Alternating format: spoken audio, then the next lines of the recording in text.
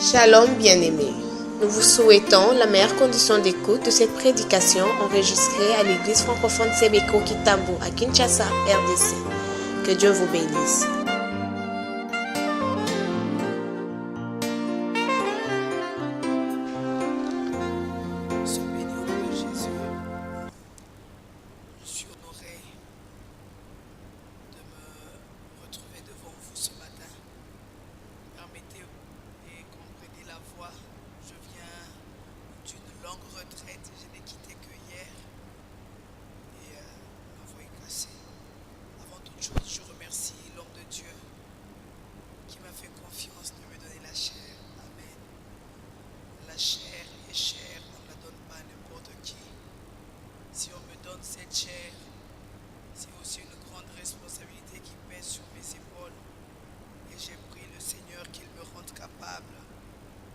Partager le message tel que je l'ai reçu. Vous m'écoutez bien, n'est-ce pas?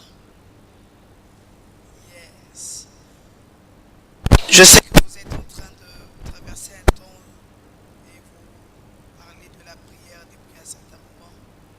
On m'a donné un thème et le thème c'est la prière qui repousse les limites. Amen. Et je l'ai intitulé autrement, la prière qui m'ouvre une porte. Amen. Alors nous n'allons pas tarder vu que nous sommes en retard. Nous allons vite sauter dans les Écritures. Dans Genèse 22.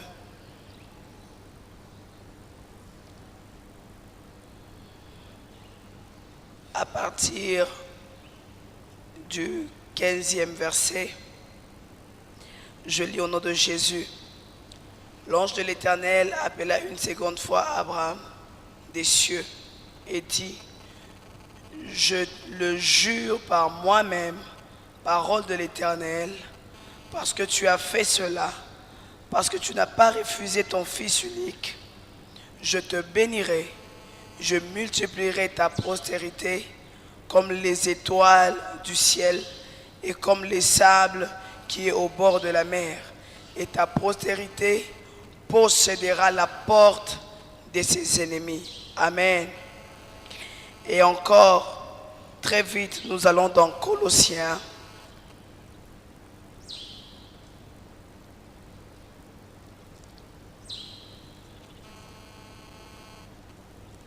Colossiens 4. Je commence à partir du 2e verset. Persévérez dans la prière. Veillez-y avec action de grâce. Priez en même temps pour nous, afin que Dieu nous ouvre une porte pour la parole, en sorte que je puisse annoncer les mystères de Christ pour lesquels je suis dans les chaînes. Amen. Et nous allons à Apocalypse.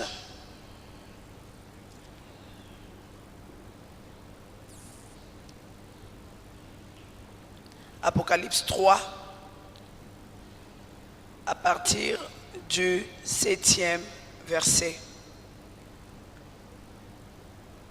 Écrit à l'ange de l'église de Philadelphie.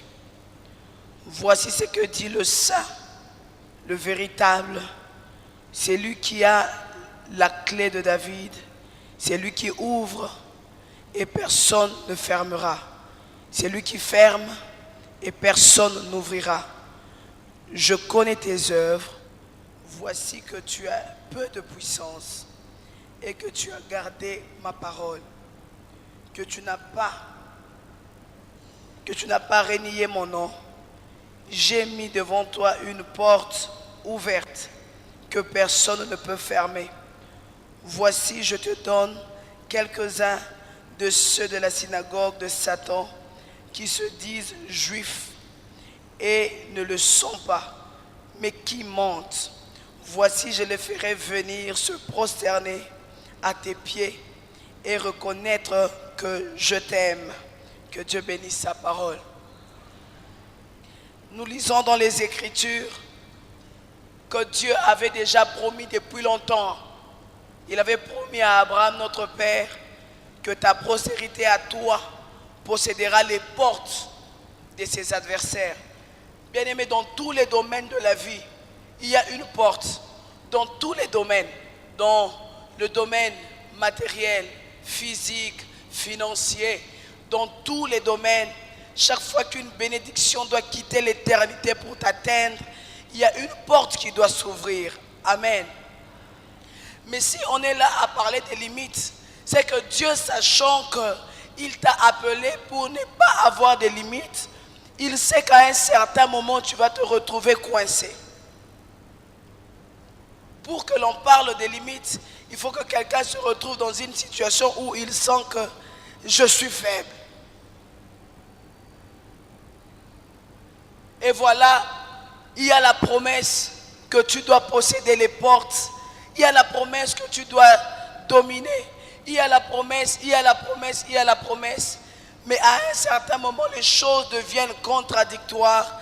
Et c'est là que je suis aujourd'hui pour parler à cette personne qui a la promesse d'aller au-delà des limites, qui a la promesse de sortir, mais qui devant lui jusqu'à présent, il n'y a pas d'issue. Qui traverse des temps tellement difficiles et commence à douter un tout petit peu de la parole de Dieu. Qui se trouve dans des incapacités quelconques, dans la faiblesse quelconque. Dieu te place sur une terre, dans ton zone de confort, mais il sait que la bénédiction de ta vie, il l'a placée un peu plus loin de là où tu te trouves. Dieu te crée, te place dans une zone, mais il sait que ta bénédiction est dehors. Et il attend. Il donne tout ce qu'il faut. Il te donne tout ce qu'il faut pour arriver là où il t'attend. Je vais te dire une chose. Quand Dieu te parle de faire tomber les limites, c'est parce qu'il sait que ta bénédiction n'est pas dans les limites de ton confort. Et généralement, pour briser les limites du confort ou pour repousser les limites, il faut être fort. Mais si tu étais suffisamment fort, Dieu n'allait pas nous envoyer chez toi pour te présenter cette parole. C'est parce que Dieu, du haut du ciel, comme il dit à l'église de Philadelphie, lorsque je te regarde, je connais tes œuvres, mais je sais que tu n'as pas assez de puissance. Je veux dire, ton incapacité, c'est ta faiblesse. L'incapacité que tu as dans n'importe quel domaine de ta vie, c'est ça ta faiblesse. Mais encore ce matin, je veux te dire que ta faiblesse, c'est ça ta force. Amen. Ta faiblesse, c'est ta force. Alors si je dis que ton incapacité, c'est ta faiblesse et que ta faiblesse, c'est ta force, donc ton incapacité, c'est ta force. Je ne connais pas le domaine de ta vie qui t'échappe. Je ne connais pas ce que tu sens au fond de toi que tu manques pour devenir la personne complète afin d'accomplir la chose que Dieu te demande d'accomplir. Je ne sais pas ce que tu manques aujourd'hui pour que tu puisses enfin jouir de la promesse que Dieu a donnée à Abraham. Ta postérité possédera la porte de ses ennemis. Alléluia. La prière reste l'une des armes principales du juste. La prière reste l'une des armes principales du juste en détresse. Ça veut dire que très souvent tu peux rester juste, mais que la détresse, que la faiblesse, que le manquement fassent partie de ta vie. Alléluia. Depuis un certain moment, les gens nous emmènent à croire que Nzamba Zanayo, pour nakoyeba ke Nzamba Zanayo, et sengeli ba bien moroboye ezalanayo. Malheureusement pour nous, toza ko réduire la présence de Dieu dans la vie d'une personne par les biens matériels. Au-delà de ça, la présence dans la vie d'une personne, c'est la sérénité. Alors, première des choses, le juste doit rester serein. Dieu t'a appelé, tu as déjà la promesse, mais le juste doit rester serein. Dieu ne te demande pas la force parce qu'il sait que tu n'en as pas, mais il te demande de garder sa parole. Le juste, la Bible dit la prière du juste est d'une grande efficacité, parce que ce qui te rend juste, ce n'est pas la loi des hommes, ce n'est pas la sagesse des hommes, mais ce qui te rend juste, c'est la parole que tu gardes, la parole de Dieu. Quels que soient les temps difficiles dans lesquels tu es, quels que soient les combats, quel que soit tout ce que tu vois autour de toi qui te dit le contraire de ce que Dieu t'a dit, quels que soient les problèmes, les limites, les incapacités, Dieu me demande de te dire que ta force à toi, c'est que tu sois d'abord juste. Il dit à l'église de Philadelphie, je connais tes œuvres, je sais que tu as gardé ma parole. Mais malgré que l'église de Philadelphie avait gardé la parole de Dieu, Dieu reconnaissait qu'elle était faible. Ainsi donc, la prière du faible est betaka motema ya Nzambe. Lorsque tu es fort, Dieu te laisse te débattre. Et lorsque tu deviens faible, tu commences à devenir éligible. Alléluia. Tu commences à devenir éligible à l'intervention surnaturelle de Dieu. Pour parler des miracles, il faut parler de la personne qui est déjà fatiguée. Écoutez, boire de l'eau, c'est normal pour tout le monde. Mais quand une personne dans le coma boit de l'eau, ça devient un miracle. Le miracle intervient dans ta vie lorsque tu commences à devenir faible et que ta prière cesse d'être une prière d'intelligence, mais une prière de cœur. La prière la plus puissante, c'est quand tu es couché à mettre le sol, que tu ne peux pas bouger tes membres et que tu élèves la voix à un être que tu considères étant supérieur et capable de venir intervenir. Si tu es encore fort, Dieu te regarde au loin. Il laisse que tu te débattes. Il laisse que tu te débattes. Bien-aimé, il y a une différence entre arriver au bout et abandonner. Je ne te dis pas non plus qu'il faut que tu abandonnes aujourd'hui pour que tu sois faible devant Dieu. Dieu connaît les capacités qu'il t'a données. Il faut que tu donnes au max et que tu te fatigues vraiment. Lorsque tu es au bout du chemin, c'est alors que la prière peut repousser le bout. Aussi longtemps que tu n'es pas au bout, tu ne peux pas repousser les limites. Aussi longtemps que je ne suis pas vers le mur, je ne peux pas pousser le mur. La faiblesse que tu as aujourd'hui, les incapacités que tu as aujourd'hui, c'est ça ta force. Parce que lorsque tu es faible, le cœur de Dieu est à kolemba ponayo. J'ai traversé les temps difficiles très souvent dans ma vie et après j'ai compris que c'est lorsque je deviens réellement et véritablement faible que Dieu décide de me faire du bien. Ta prière va t'ouvrir une porte. Pourquoi? Parce qu'il y a une promesse que tu détiendras les portes. Pour que ta prière soit forte, il faut qu'elle soit dirigée selon la volonté de Dieu.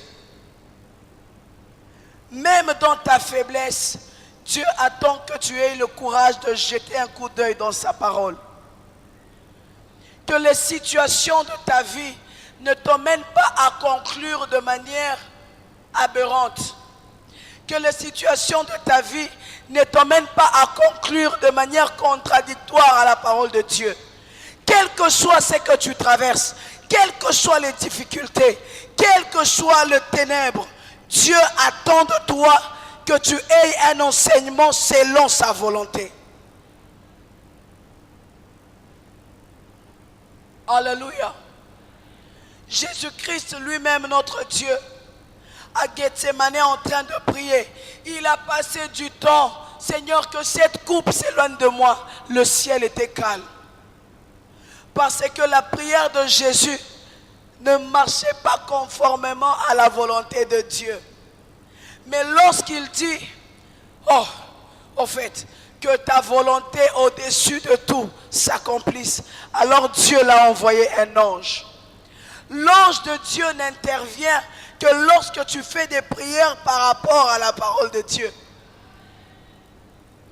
L'ange de Dieu n'intervient dans ta vie que lorsque tes prières marchent conformément à l'ainsi dit l'Éternel. Alléluia. Actes des apôtres 12, de 5 à 11. Nous voyons là Pierre, après avoir prêché l'évangile, qui a été précipité dans la prison. L'église était forte, mais l'église était incapable d'apporter une solution par rapport au fait que Pierre se retrouve dans la prison. Alléluia. Une autre chose, la persévérance. La Bible dit, l'église ne cessait d'adresser des prières à Dieu en faveur de Pierre qui s'est trouvé dans la prison. L'église ne cessait d'adresser des prières à Dieu parce que l'église avait reconnu que nalikambo moko biso tokomi na suka. La prière est la dernière des choses que tu peux faire lorsque tu es au bout et que tu n'as personne comme juge, tu n'as personne comme avocat. Et l'église était en train de prier. L'église était incapable de se lever et d'aller retirer Pierre de la prison. En adressant des prières à Dieu, des supplications à Dieu, Pierre qui était dans une situation aussi compliquée, incapable de se sauver lui-même. Alors un ange de Dieu vient. Et ce que j'aime dans l'écriture, c'est que Christ dit, Dieu dit à Abraham, par moi-même, parole de l'Éternel, je donnerai à ta postérité une porte. Question des portes là-haut, ça ne dépend pas de tes connaissances. Ça ne dépend pas de tes relations. Amen. Ça ne dépend pas de qui je connais qui est influent. Question des portes, parole de moi-même, dit l'Éternel. Ça dépend de Dieu lui-même. Et vous allez voir que dans les Écritures, chaque fois qu'on faisait allusion à la porte, il y avait l'ange de l'Éternel. Uniquement l'ange de l'Éternel a la clé. Il n'y a que l'ange de l'Éternel qui peut ouvrir une porte. Bien-aimé, il n'y a que l'ange de l'Éternel que toi tu dois inviter à genoux devant Dieu. Seigneur, je suis faible, mais ouvre-moi une porte. Pierre dit, persévérez dans la prière et demandez à Dieu d'ouvrir une porte pour vous. Persévère dans la prière et demande à Dieu, ouvre une porte pour moi. Et lorsque viendra le temps d'ouvrir la porte, Dieu lui-même au biais de son ange viendra l'ouvrir pour toi. La Bible dit, lorsque l'ange est arrivé, il a trouvé Pierre au milieu de gardes avec des chaînes. Il a dit, suis-moi. Pierre se leva. La Bible dit, Pierre pensait qu'il rêvait. Arrivé devant une porte en fer, il y a libende. Nga na yeba ba porte ya mabaya. Nga nzambe na kutana na ba porte ba plastique. Ba porte ya ba vitre. O mutoko bwa keloko na kati ebukani. Mais tout oyo tokutani na porte ya libende. La Bible dit devant l'ange de l'Éternel cette porte s'ouvrit. La porte porte s'ouvrira dans ta vie au moyen de tes prières, mais parce que Dieu a la clé de toutes les portes. Aucune situation ne reste pas devant Dieu debout comme ça, non. Aucune porte ne peut résister à la puissance de l'ange de Dieu. Une porte s'ouvrira dans ta vie parce que chaque fois qu'une porte s'ouvre, Dieu est en train de se frapper la poitrine. Eza affaire ya Nzambe. Mais ce qui est à toi, c'est de rester à genoux et de persévérer. Seigneur, je suis faible. Seigneur, je ne peux pas. Mais ouvre-moi une porte.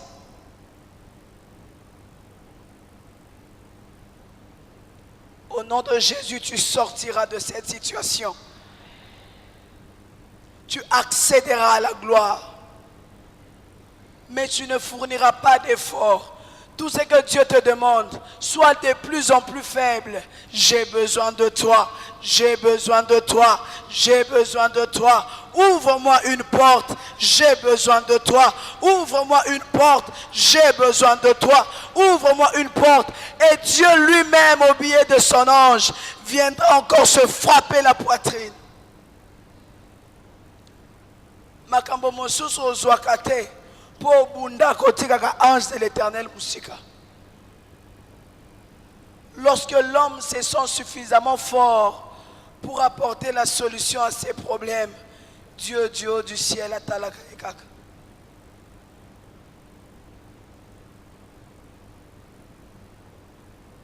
Pour ta situation, tu as besoin d'une porte. Tu es dans la stérilité. Pour aller dans la fécondité, il faut que l'ange vienne t'ouvrir une porte. Tu es dans l'esclavage. Pour aller vers la liberté, il faut que l'ange de l'Éternel t'ouvre une porte. Tu es encore faible. Pour quitter de la faiblesse à la force, tu as besoin que l'ange de l'Éternel t'ouvre une porte. Tu es dans la malédiction. Pour aller vers la bénédiction, tu as besoin que l'ange de l'Éternel vienne t'ouvrir la porte. Tu es dans l'impossibilité. Pour aller vers la possibilité, tu as besoin que l'ange de l'Éternel vienne t'ouvrir une porte. Mais tout ce que Dieu attend de toi, ce n'est pas que tu essayes toi-même d'ouvrir la porte, non. Il attend de toi que tu sois à genoux, que tu négocies avec les surnaturels, pour que l'Esprit supérieur descende à ton secours. Alléluia. Nous allons nous lever. Je ne connais pas la situation que tu traverses. Je ne connais pas l'impossibilité qu'il y a devant toi. Je ne connais pas ta lutte. Je ne connais pas tes attentes. Je ne connais pas le défi que te donne la vie.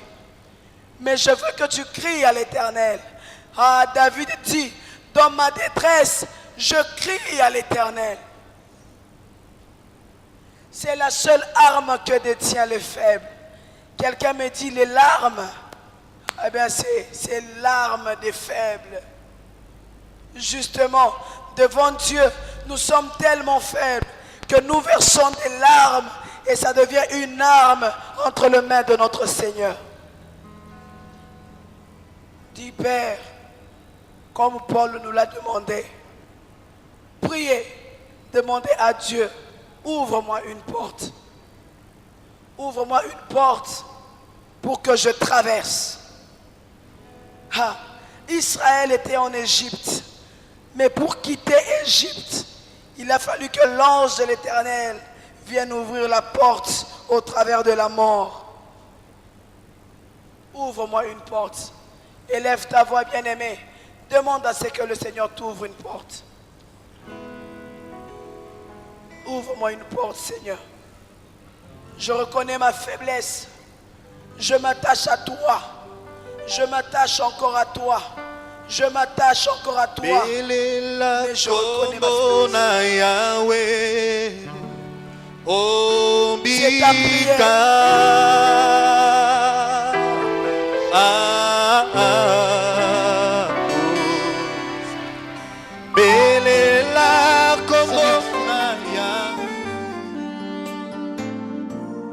Si vous vous avez été édifié par ces messages, veuillez poster vos commentaires dans francophonecbq.org. Vous trouverez dans ce même site internet le moyen par lequel nous contacter si cela est votre désir. Que Dieu vous bénisse.